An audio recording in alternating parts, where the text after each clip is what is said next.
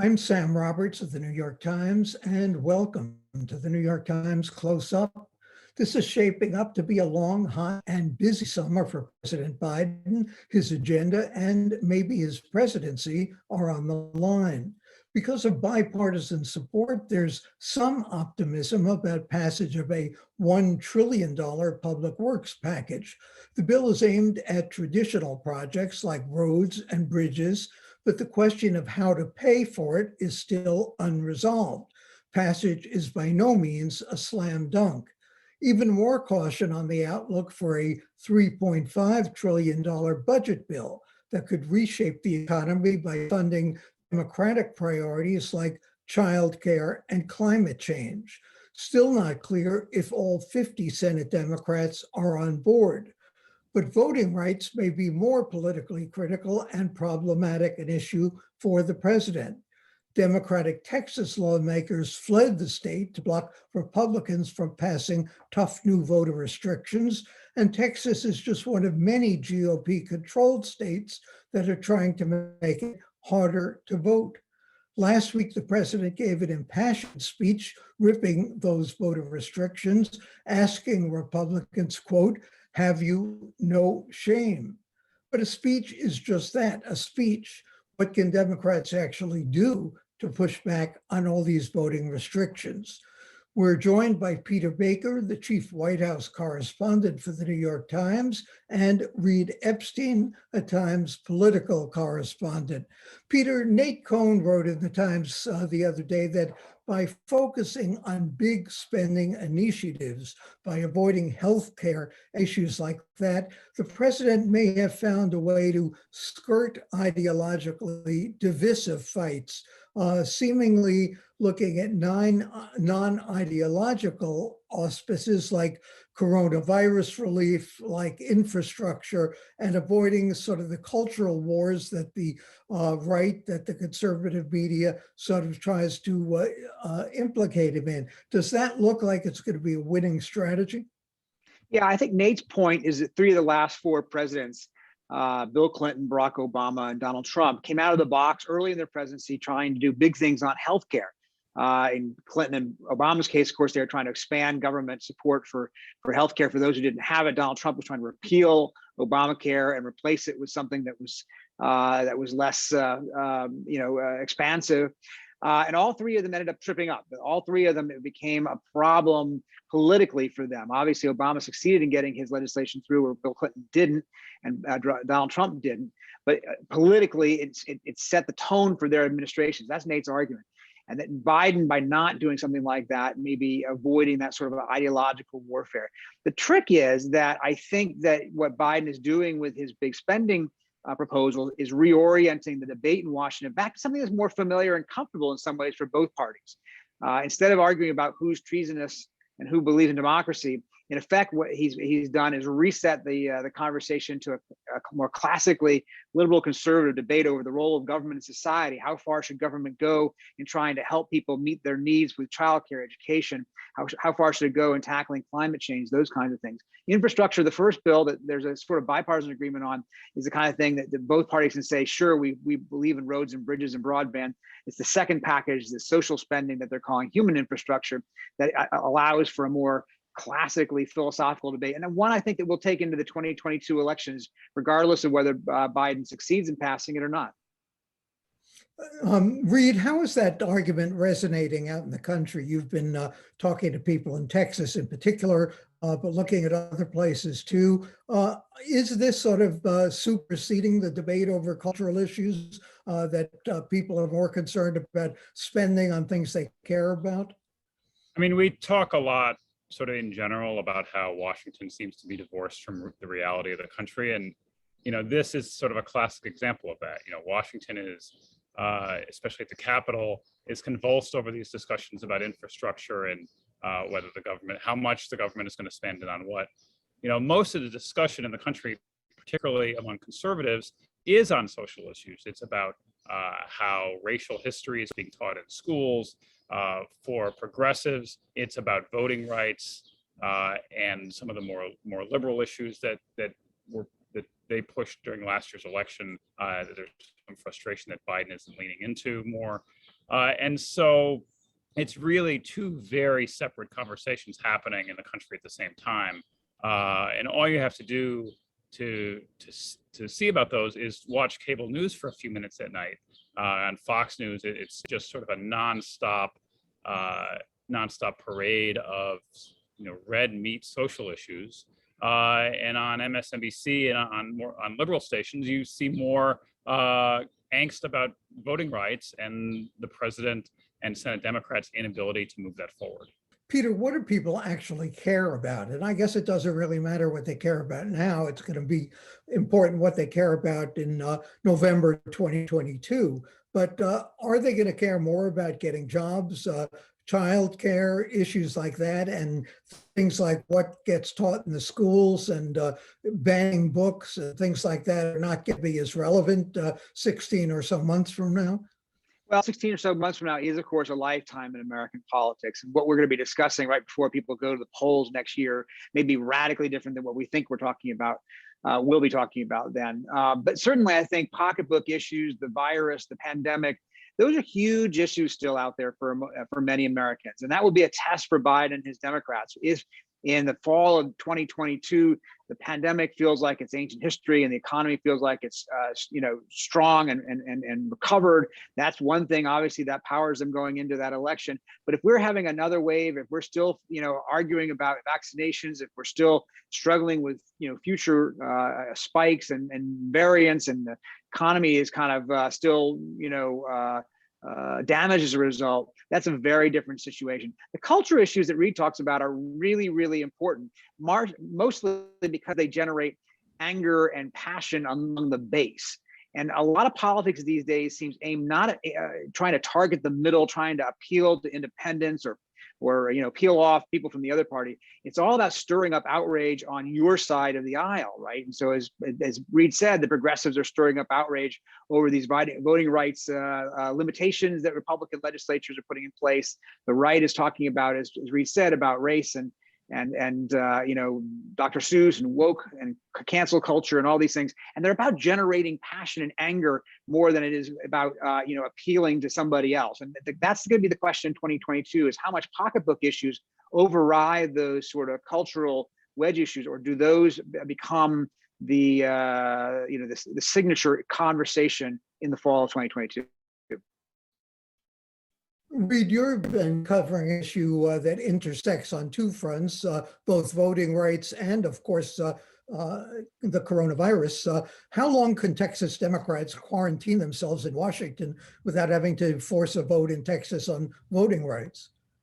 Well, I mean, they can stay in Washington as long as they can pay their hotel bill downtown, and as long as sort of they have license from their families to stay out of Texas. The current special session runs through August 6th. And so if they stay out that long, then they can, for the time being, kill the Republican effort to restrict voting rights in Texas. The governor, of course, has said he'll immediately call another special session on August 7th, should that happen, and continue to do so through next year's election, either forcing the Texas House Democrats to stay out of the state to deny a quorum, or submit to the Republican legislation that they have proposed. One thing that we're not certain of is, what will happen if some of these Texas Democrats come back to the state. The governor has promised to arrest them. Will he and force them to the chamber? If he were to do that, if he does that, or whether he does that, remains to be seen. We know there's been reports in the local Texas press, including the Texas Tribune, about a couple of House Democrats that stayed in the state. They haven't yet been rounded up, but we'll see what happens in Texas. Peter, how can the Democrats deal with the issue of voter rights when they're going to such extremes like this just to avoid voting on voter rights? What is being done nationally in the Congress to resist efforts like this by state Republicans to deal with the issue? Well, the federal legislation that President Biden and Democrats support would, of course, override some of these these local state restrictions that we're talking about, but they don't have the votes for it. And what you saw last week with President Biden's speech is a really interesting decision on his part. One I think that kind of creates an expectation that he may not be able to fulfill, right? So he comes out, he gives a very passionate speech, what everybody agrees is the most passionate speech so far of his presidency.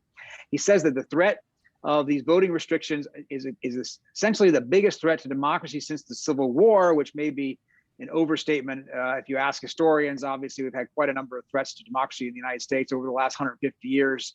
But even if you assume that that's a historically defensible statement, it leads you then to the next question was, okay, if it's that big a threat, if it's such an extraordinary issue, what are you going to do about it? And of course, he didn't use the word filibuster in his speech, and he hasn't indicated he's going to do anything about it beyond continue to jawbone. And the question then becomes, is there going to be a serious effort to actually pass something, either by having a bipartisan agreement, doesn't seem possible, or by trying to get rid of the filibuster, which Senator Manchin and Senator Sinema and others are reluctant to do, or are they simply trying to set this up as an issue for 2022 to bring to the voters and say, voters, you need to decide whether you think this is legitimate or not, whether your democracy is under threat or not. Because right now, the president doesn't seem to be doing anything other than giving a speech. Reid, how does the president deal with an issue like that? And how do you deal with the question that conservatives couch as voter integrity, as opposed to stealing elections or voter enfranchisement? How do the Republicans avoid being cast as being against voter rights? Well, they don't. There's not much issue with the Republicans about being against voter rights. They have tried to frame this, particularly in Texas, as standardizing elections. Frankly, what that means in real life is limiting the hours that polling places are open in big Democratic counties that had expanded voting hours, and increasing the number of hours in some of the more rural Republican counties that might not have had enough staffs in their local elections offices to operate as many days of early voting. And so what they're doing in Texas is having more voting access in rural Republican areas and less in Democratic areas. And it's being sold as standardizing the election statewide. But there isn't much argument, frankly, among Texas Republicans or Republicans elsewhere, to your point, that we're pushing back against the idea that they're restricting voting. They talk, much of what they say is rooted in the big lie from the 2016 election. Of course, Donald Trump won in Texas. There wasn't any issue about Texas's election results, but they have seen the trend in the last few cycles of Texas getting more and more Democratic, and especially in its big cities. To your question, there isn't much for them to do. They came to Washington to pressure, ostensibly to pressure Democrats and pressure the White House into enacting federal voting rights laws by bypassing the filibuster or getting around the filibuster for this. And there hasn't been a whole lot of cooperation or indication that they've made any progress in the first week and a half that they've been here. They haven't had a big group meeting with Senator Sinema. One of the state senators who was here spoke with her. They haven't been in to see Joe Biden and President Biden. And now that at least 6 of them have tested positive for the coronavirus, they're not even able to go out and do events. They're essentially stuck on a Zoom campaign, like a lot of us were for much of the last year. And it's just, they're really in a pickle as far as ways to draw attention to themselves, at least for the next couple of weeks until this stretch of the virus passes through them. Peter, we're talking before the weekend and obviously may be overtaken by events, but how long can Chuck Schumer and the president hold on to this bipartisan coalition such as it is on infrastructure? Well, that's the test. That's really, at this point, of course, there are so many different moving balls. They don't even have, by midweek, they hadn't even had, legislative text actually drawn up. Leader Schumer's argument is we can still proceed even while we're doing that. The Republicans are saying, whoa, slow down, wait a second, shouldn't we at least see what we're voting on before we do that? Senator Schumer tried to set a deadline because Congress doesn't really act very well unless it has a deadline, but it's kind of an artificial one. I mean, the problem is that the deadlines that really seem to focus attention on the Hill are the ones that have cataclysmic consequences if they don't meet it. The government will shut down. The government will default on its debt. There'll be some massive shock to the economy as a result. That hasn't been the kind of case in this situation. There's no real reason it has to be 1 week or another week, except that they want to keep the momentum going and not lose the support that they do have. It's in the interest of both parties, you can see, to pass this bipartisan bill, because then both sides can go home and say, see, we delivered something for you. And the Republicans can then vote against the next legislation and say, we're against the big spending. We only approve the stuff that you guys, our conservative constituents, want. And we have this big argument with Biden about the other stuff. And then Biden and his team can say, look, we passed the big stuff and we'll have a big argument about why it's necessary and it's good. So I think that this will play out for a while longer. I think there's going to be a few more wrinkles in the road before we get to where we're going.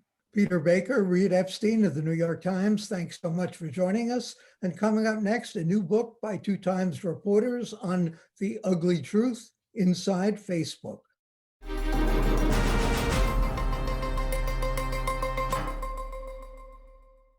You probably know the story. You may have seen the movie. Computer whiz Mark Zuckerberg creates Facebook in his Harvard dorm room.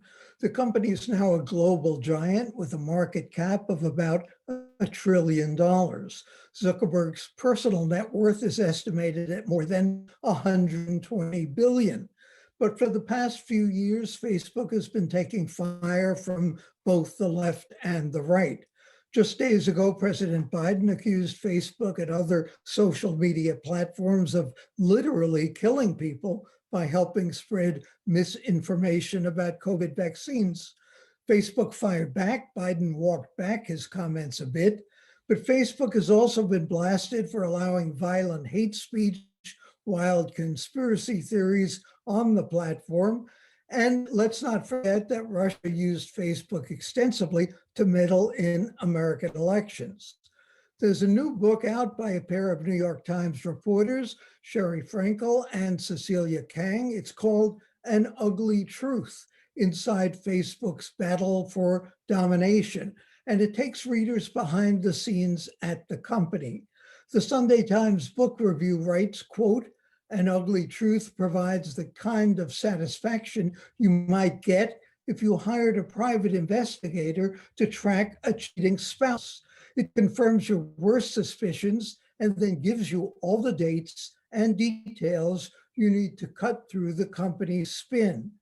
We're joined today by one of the authors of this important new book, reviewed in the book review, Cecilia Kang, a technology reporter for the New York Times. Cecilia, you talk about Facebook as being the most consequential social experiment of our times. Why does Facebook become that?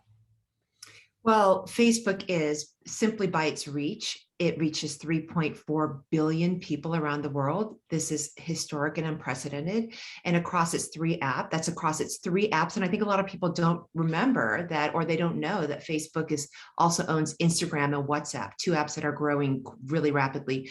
It's also the most consequential in that this is the biggest global town hall experiment that has ever been created. It's where any individual who uses the site can communicate with each other, and their messages can be amplified around the world.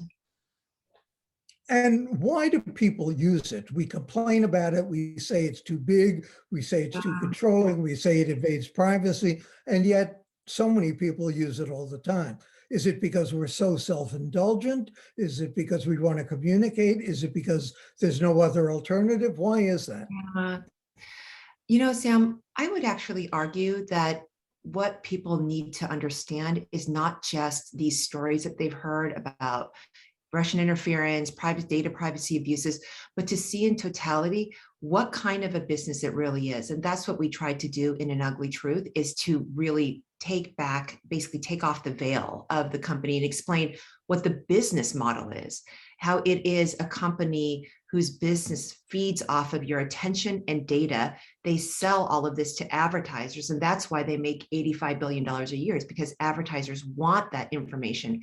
And when engagement and attention is your primary goal, which is the case at Facebook, that has led to this unstoppable machine that's become so powerful. I think a lot of people don't know what's going on behind the scenes, or at least we hope that they have a better understanding through our book.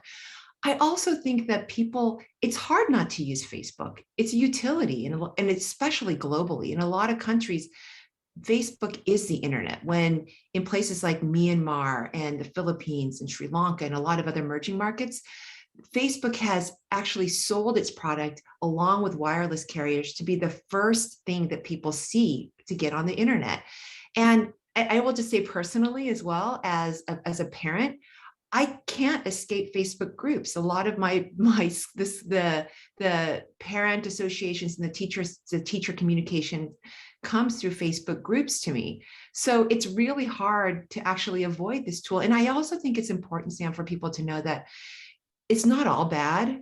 It is delightful for me to see my friends post photos of their children and big life events. It's just the question of whether the company is putting the guardrails in place to protect users. Through this book, we show that time and again, they do not put that as a top priority. You and Sheriff Frankel point out in the book that the delivery system of Facebook is perfectly suited for, as you say, the propagation of extremist views and outright untruths. How can Facebook change that? They monitor certain conversations. They try and deal with hate speech. What can they do better? Yeah, I mean, they are trying. They've hired thousands of content moderators.